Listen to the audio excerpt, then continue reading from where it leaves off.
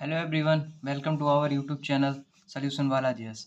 तो जैसा कि यहाँ पे class 9th mathematics NCERT locate root two on number line पे root two, root three, root five represent करना, ये एक क्वेश्चन इसमें से फंसता जरूर है।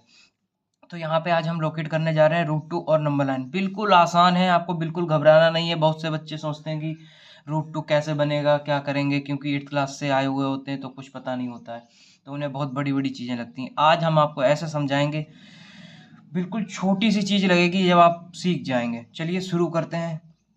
तो सबसे पहले क्या करना है, सबसे पहले आपको एक लाइन ड्रॉ कर लेनी है जो कि 1 यूनिट स्केल से 1 यूनिट 1 यूनिट के हिसाब से ड्रॉ कर लेनी है। तो ये हमारा ओ और ए, ये कितना है 1 यूनिट, ठीक है। फिर दूसरा काम क्या है हमारा, ओ ए 1 यूनिट हो चुका है, तो इतनी ही यूनिट इसके परपेंडिकुलर ड्रा कर लेनी है। तो मैंने बड़ी वाली साइड से यूनिट को लिया था, तो मैं इतनी ही यूनिट ए से परपेंडिकुलर यहाँ पे, ये है यूनिट 1, यहाँ पे ड्रॉ कर ली, ठीक है। तो ये हमारी कितनी हो गई, 1 यूनिट, ठीक। फिर दूसरा क्या काम है, तीसरा काम क्या है, जीरो से इस पॉइंट को मैच कर देना है, बस कुछ नहीं। बस बन गया हमारा right angle triangle. Right angle triangle कौन सा होता है, जिसमें 90 डिग्री का एंगल बनता है, ठीक है। उसके बाद में क्या करना है, फिर पॉइंट ओ को सेंटर मानकर, और जितनी ये 1 यूनिट की डिस्टेंस इस पॉइंट जहां से इंटरसेक्शन ये पॉइंट हुआ था, जहां से हमने इसको मैच किया था, पहले तो ऐसा करो, इस पॉइंट को एक नाम दे दो, ओ ए बी। इसको पॉइंट का नाम दे दिया बी। अब बी ओ पॉइंट से बी पॉइंट की डिस्टेंस से अब एक आर्क लगानी है नंबर लाइन पर, ये आर्क लगी, ठीक है, बन गई आर्क। तो ये हमारा पॉइंट क्या बन गया, रूट टू।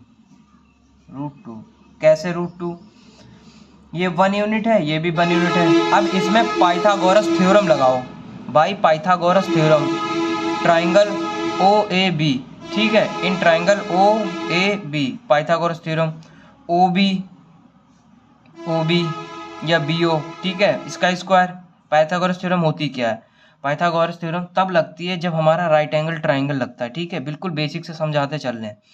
तो यहाँ पे 90 डिग्री बन रहा है, 90 डिग्री बन रहा है in triangle O A B.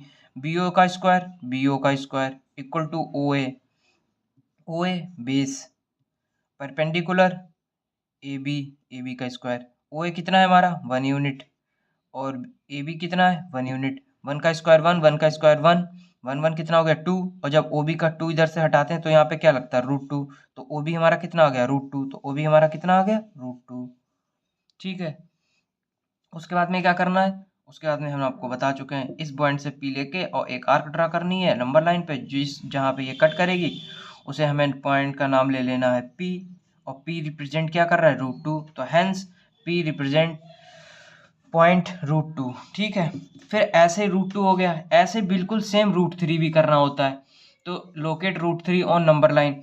तो पहले हमें क्या करना है, बिल्कुल जैसे रूट 2 बनाया है बिल्कुल ऐसे ही आपको रूट 2 बना लेना है। मैंने पहले से इसलिए बना लिया है जिससे आपको कोई दिक्कत ना हो समझाने में, ठीक है। फिर हमें क्या करना है, फिर हमारा इसमें ये काम है, रूट 2 बन गया। अब हमें क्या करना है, अब रूट 2 को बेस बनाना है। अब यहाँ बी पॉइंट से बिल्कुल 90 डिग्री पे सीधी लाइन ड्रॉ करनी है। चलिए ड्रॉ करते हैं, ठीक है। ये इसको मैच कर लिया, और यहाँ से 1 यूनिट यहाँ से ना, ठीक है, ये 1 यूनिट ड्रॉ हो गई, ठीक है। ये कितनी हो गई 1 यूनिट, ठीक। इसको पॉइंट को क्या नाम दे दिया, इस पॉइंट को नाम दे दिया हमने सी, ठीक है। अब हमने क्या बताया था वहाँ पे, ओ पॉइंट से सी पॉइंट को मैच करते हैं। चलिए मैच करते हैं, ये मैच कर दी, ठीक है। अब रूट 2 है और यहाँ 1 है, तो यहाँ पे 90 डिग्री का एंगल लगा। कौन सी थ्योरम लगेगी, पाइथागोरस थ्योरम। देखो in triangle O B C in triangle O B C by Pythagoras theorem, hypotenuse हमारा क्या है ओसी का स्क्वायर हटा दिया हमने, पहले से यहाँ पे रूट लगा दिया। तो यहाँ पे बेस कितना है रूट 2, तो रूट 2 यहाँ पे लिख दिया, ठीक है। फिर हमारा परपेंडिकुलर कितना 1 यूनिट 1 लिख दिया, रूट 2 का स्क्वायर 2, 1 का स्क्वायर 1, ठीक है। फिर उसके बाद में हमारा क्या आ गया, रूट 2 + 1 3, तो OC हमारा कितना हो गया, OC हमारा √3, तो यहाँ पे क्या लिख लिया, √3। अब क्या करना है, अब जिस C पॉइंट जो ये √3 रिप्रेजेंट कर रहा, अब यहाँ से O पे अपना सेंटर माना, ठीक है, और C, और अब आर्क लगानी है, ठीक है। अब इसको यहाँ से आर्क लगाते हैं, ये आर्क लगाई, और ये हमारा पॉइंट क्या रिप्रेजेंट कर रहा है, Q, तो Q हमारा क्या रिप्रेजेंट करेगा, √3, ठीक है। कोई दिक्कत मुझे तो नहीं लगा होगा कि अब कोई दिक्कत बची होगी बच्चों को समझाने में। मैंने बिल्कुल बेसिक से क्लियर कर दिया है एडवांस तक, ठीक है। तो यहाँ पे √2 भी हो गया, √3 भी होगा, और इससे पहले एक्सरसाइज 1.2 में √5 था, वो भी मैंने इसको समझा दिया, प्लेलिस्ट में जाके आप चेक कर सकते हैं, ठीक है। Thank you for watching our video, have a nice day.